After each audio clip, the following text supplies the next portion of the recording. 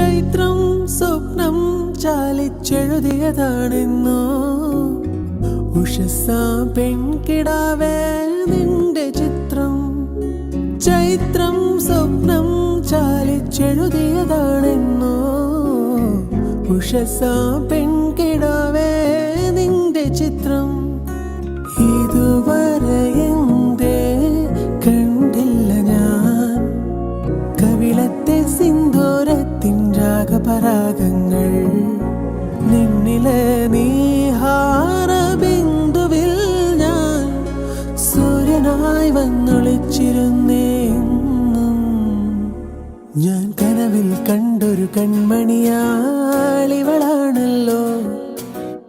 എന്നുള്ളു തുടിച്ചതും ഇവളെ കാണാനല്ലോ. ചെറുപൂങ്കുല പോലിവളാടുമ്പോൾ മോഹം മൃദുമൗനം പോലും സംഗീതം.